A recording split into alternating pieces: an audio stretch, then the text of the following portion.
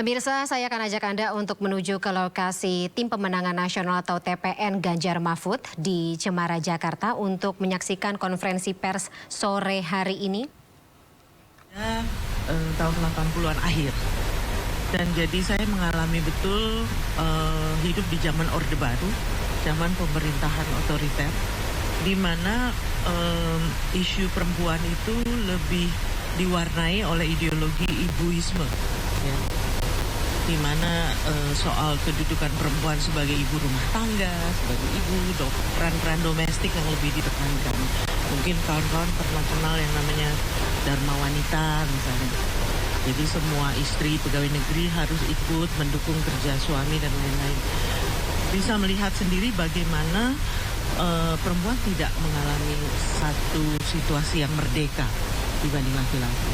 Di samping begitu banyak pelanggaran HAM pada periode itu, begitu banyak rasa takut. Sebagai aktivis kita mengalami situasi di mana pertemuan itu selalu dibayang-bayangi oleh intel yang akan bisa dengan mudah mengkriminalisasikan kita atau mungkin menculik kita atau menghilangkan kita secara paksa.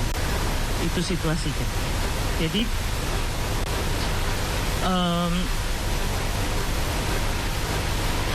saya melihat dengan sendiri bahwa yang namanya pemajuan dan pemenuhan hak perempuan hanya bisa diwujudkan ketika negara itu demokratis. Jadi pasca reformasi mulai terlihat ada kemajuan-kemajuan.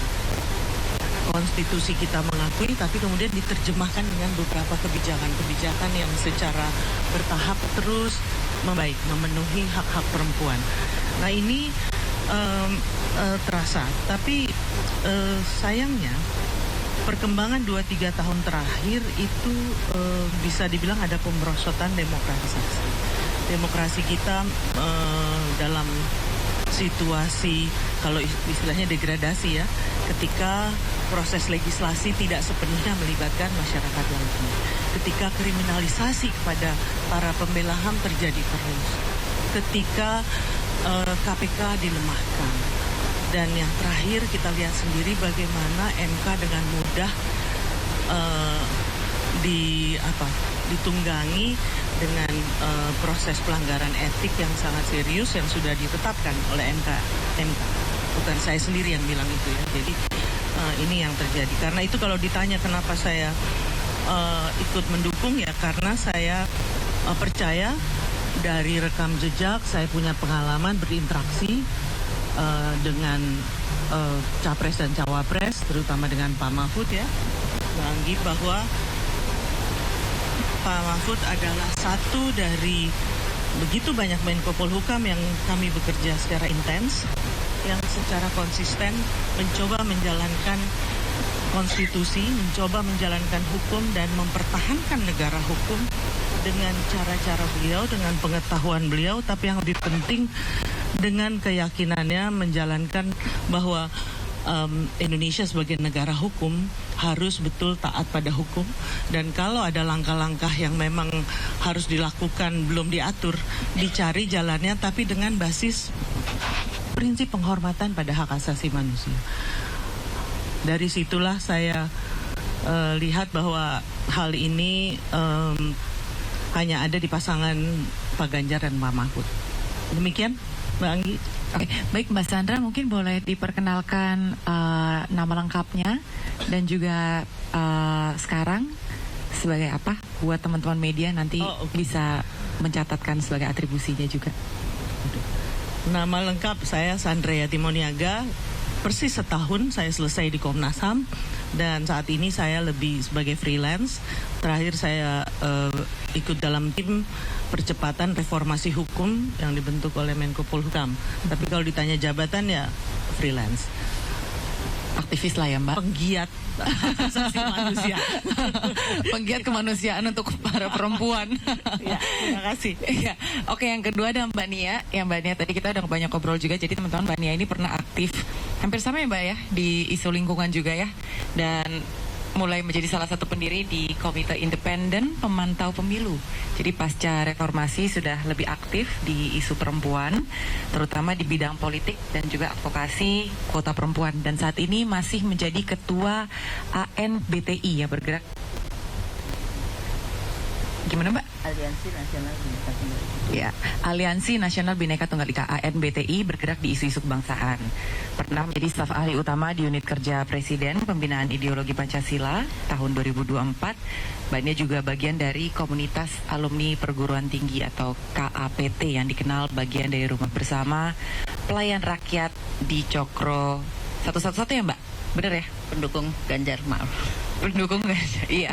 Jadi memang concernnya jadi pendukung deh. Jadi memang concernnya Mbak Dia ini lebih kepada konsensus kebangsaan ya, lebih pada konsensus kebangsaan dan juga kepada isu genre. Jadi bisa sekalian Mbak disampaikan kepada teman-teman.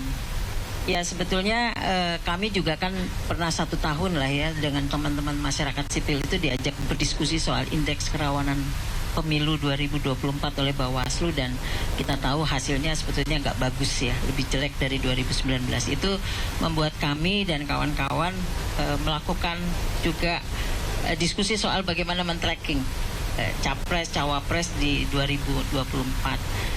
Ya jujur memang waktu itu sebelum pengumuman apa-apa ya, tetapi intinya begini, concern kami itu sangat prihatin dengan ada degradasi kebangsaan, terutama kan kita tahu pilkada 2017, 2019 itu kan sangat tidak menguntungkan untuk rasa persatuan kita gitu. Jadi saya sendiri dan kawan-kawan melihat latar belakang para capres yang sudah ada namanya sekarang itu lebih pertama adalah kita ingin mencari pasangan yang memang betul kita anggap sangat mampu untuk melanjutkan mempertahankan konsensus kebangsaan.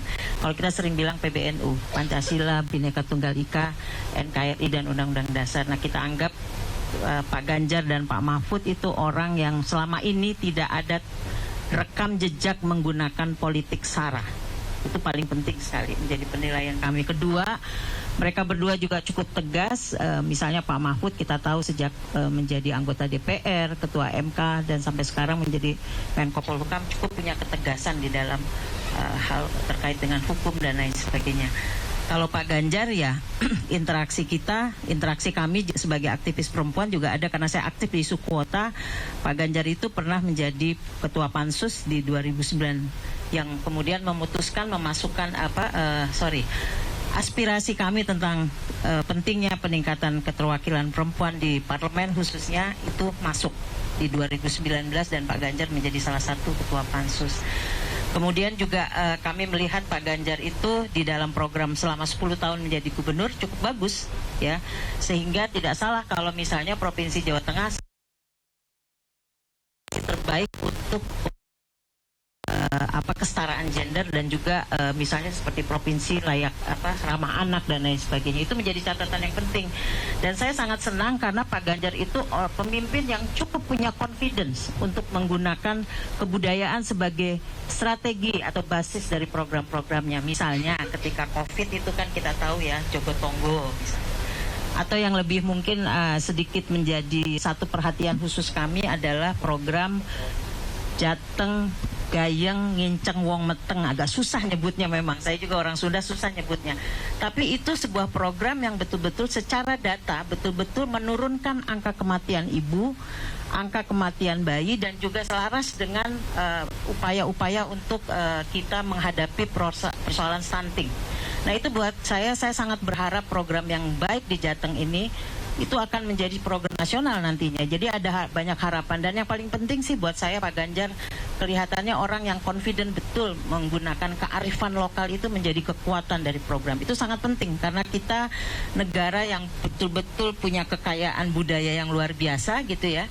Dan sebagai tagline-nya kami di ANBTI itu seperti yang disampaikan oleh Gus Dur ketika kami deklarasi 2006, keberagaman budaya itu adalah kekuatan jati diri bangsa yang tidak boleh dilemahkan apalagi dihilangkan. Nah itu kekuatan itu saya rasa ada salah satunya di Pak Ganjar. Pak Mahfud dengan gerakan perempuan banyak sekali pengalaman kami berinteraksi ya. baik beliau ketika menjadi anggota DPR, menjadi ketua MK, dan pada saat sekarang pun Pak Mahfud Menko Polhukam yang cukup rajin mengundang tokoh-tokoh perempuan untuk berdiskusi soal pertahanan. Nah, paling yang saya berkesan adalah Pak Mahfud, kami tidak bisa melupakan nih, saya sebagai aktivis perempuan, ketika Gus Dur dulu menerima aspirasi perempuan, agak sedikit bingung untuk mewujudkan dalam konteks kebijakan gitu ya. Kan kalau ke DPR pasti perlu buat proses. Nah, salah satunya mungkin yang memberikan nasihat pada saat itu sebagai ahli hukum di PKB, sehingga Gus Dur akhirnya berani mengeluarkan instruksi Presiden nomor 9 tahun 2000 tentang pengaruh utamaan gender. Itu adalah modal yang luar biasa bagi kami gerakan perempuan untuk melakukan advokasi berbasis gender.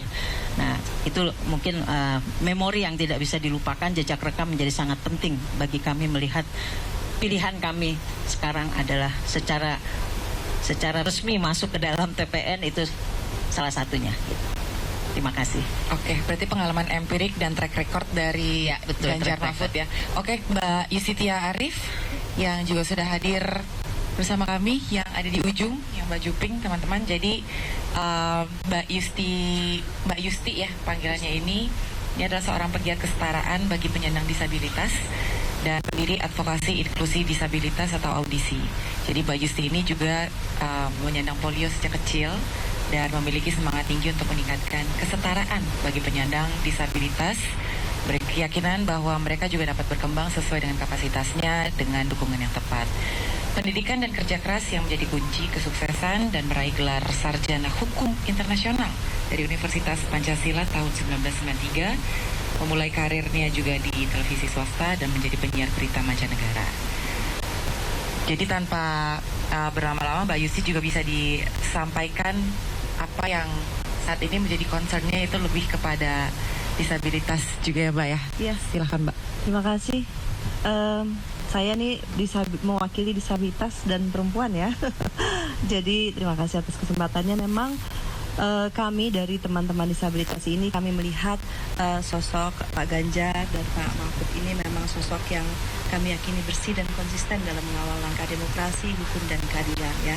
Dari track record aja kita sudah tahu, saya berjejaring dengan banyak teman-teman di daerah dan kita tahu sendiri bahwa Pak Ganjar ini sangat terbuka untuk menerima aspirasi teman-teman disabilitas. Beliau bahkan melibatkan teman-teman disabilitas dalam berbagai diskusi, musrembang dan sebagainya, sehingga kami meyakini bahwa ini memang sosok yang tepat bagi kami untuk berharap agar Indonesia ini benar-benar lebih inklusif bagi teman-teman disabilitas. Jadi kami juga meyakini pemenuhan, penghormatan, dan perlindungan untuk hak teman-teman disabilitas di seluruh Indonesia ini bisa lebih cepat terlaksana seperti itu. Kita sudah punya 7 peraturan pemerintah, 2 perpres, dan kita juga sudah punya undang-undang terkait disabilitas, dan tentunya ini kita perlu kawal agar dengan Pak Ganjar dan Pak Mahfud ya. Terutama dengan Pak Mahfud juga kami meyakini bahwa harmonisasi dan regulasi hukum yang ada itu untuk penyandang disabilitas akan semakin terlaksana dengan baik, sehingga itu sebabnya kami dari kelompok disabilitas mendukung sekali untuk Pak Ganjar dan Pak Mahfud ya.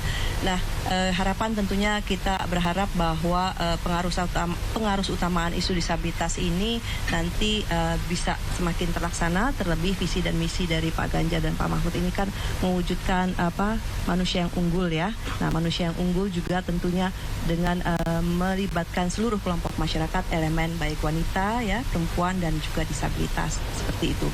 Lalu juga tentunya kita ingin juga pelibatan yang bermakna itu akan lebih terlaksana, dan ini sudah terbukti juga dengan